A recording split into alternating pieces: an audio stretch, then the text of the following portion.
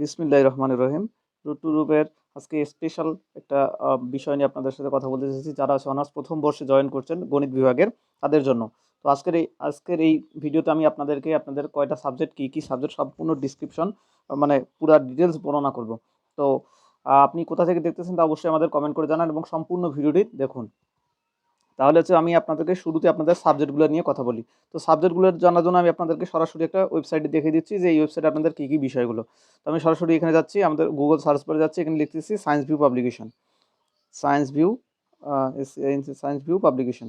তো আমরা এই যে সায়েন্স ভিউ পাবলিকেশনে যদি চলে যাই, তাহলে হচ্ছে সায়েন্স ভিউ পাবলিকেশন আমরা ঢুকে গেছি।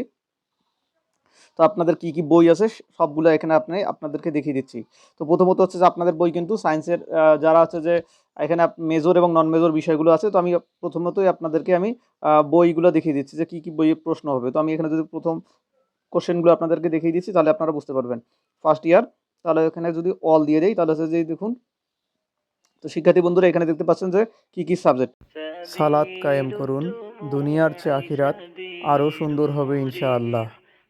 অল হচ্ছে যে fundamental of mathematics, calculus, linear algebra, calculus 1 এটা নন major, physics 1, physics 2, chemistry, introduction to statistics, history of Bangladesh. তো হচ্ছে আপনাদের মধ্যে কোনগুলো সাবজেক্ট আছে আপনাদের মেইন সাবজেক্ট, আপনাদের ডিপার্টমেন্টের সাবজেক্ট। তো প্রথমত হচ্ছে যে আপনাদেরকে মেজর সাবজেক্ট বুঝতে হবে। মেজর সাবজেক্ট হচ্ছে গণিত নিয়ে আপনি যে পড়তেছেন, আপনার যে গণিত ডিপার্টমেন্টের যে সাবজেক্ট, সেই সাবজেক্টগুলো হচ্ছে যে ফান্ডামেন্টাল অফ ম্যাথমেটিক্স, ক্যালকুলাস 1 এটা হচ্ছে যে লিনিয়ার অ্যালজেব্রা এবং অ্যানালিটিক ভেক্টর জিওমেট্রি। এটা হচ্ছে যে আপনারা যারা গণিত ডিপার্টমেন্টে ভর্তি হয়েছেন তাদের জন্য হচ্ছে যে এই সাবজেক্টগুলো হচ্ছে অত্যাবশ্যকীয়, এগুলো আপনাদের ডিপার্টমেন্টের সাবজেক্ট।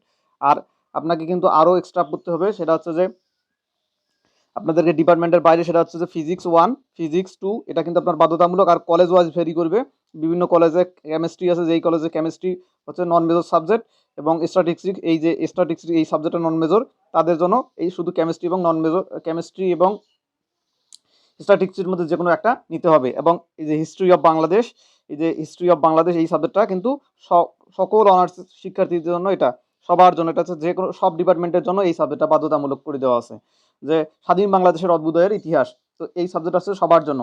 এবং মেজর এবং নন মেজর বলতে কি আমি যেটা বুঝাচ্ছি, মেজরটা হচ্ছে যে আপনাদের ডিপার্টমেন্টের সাবজেক্ট, মানে গণিত বিষয় নিয়ে আপনি পড়তেছেন, তো গণিত বিষয়ের যে সাবজেক্ট, গণিত ডিপার্টমেন্টের যে সাবজেক্ট, সেই সাবজেক্টগুলো হচ্ছে আপনাদের মেজর সাবজেক্ট।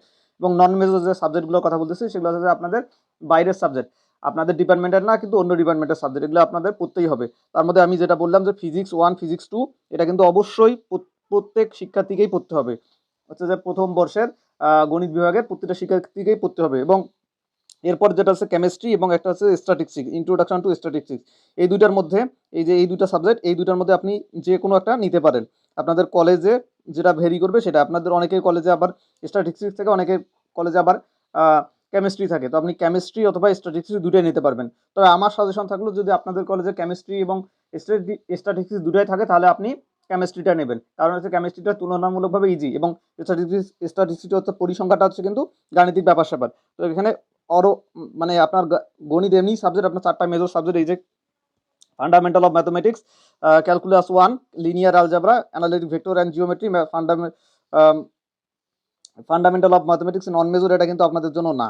এই যে প্রথমত যে সাবজেক্টগুলো আছে, এই সাবজেক্টগুলো কিন্তু আপনাদের, এই যে প্রথম যে সাবজেক্টগুলো, যারা ফান্ডামেন্টাল নন মেজর এগুলো দেখতেছেন, এগুলো কিন্তু হচ্ছে আপনাদের জন্য না। এগুলো হচ্ছে যে যারা ফিজিক্স নিয়ে পড়বে তাদেরকেও এটা পড়তে হবে, যারা কেমিস্ট্রি নিয়ে পড়তে হবে তাদেরকেও এই যে ফান্ডামেন্টাল নন মেজর এটা পড়তে হবে। ক্যালকুলাস 1টা ওদের নন মেজর। এবং আপনাদের নন মেজর হচ্ছে যে কি, আপনাদের নন মেজর হচ্ছে যে ফিজিক্স 1, ফিজিক্স 2, কেমিস্ট্রি বা স্ট্যাটিস্টিক্স। এর মধ্যে হচ্ছে যে আপনাদের কলেজে যদি কেমিস্ট্রি থাকে তাহলে তো ভালোই, আর যদি না থাকে তাহলে হচ্ছে আপনার পরিসংখ্যান নিতে হবে।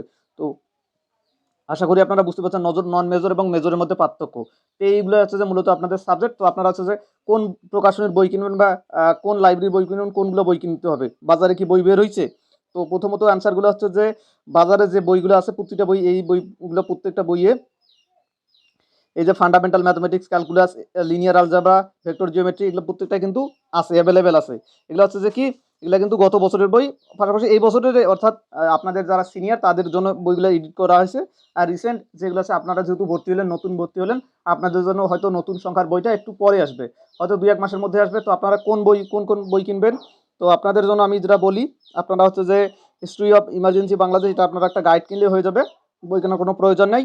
আর ফিজিক্স, কেমিস্ট্রি এগুলো হচ্ছে যে আপনাদের ইন্টারমিডিয়েটের যে কেমিস্ট্রি বই আছে ওগুলো বই, ফিজিক্স 1 এবং ফিজিক্স 2 এগুলো ইন্টারমিডিয়েটের বইগুলো আপনারা বই চাইলে কিনতে পারবেন, সাজেশন চাইলে কিনতে পারেন।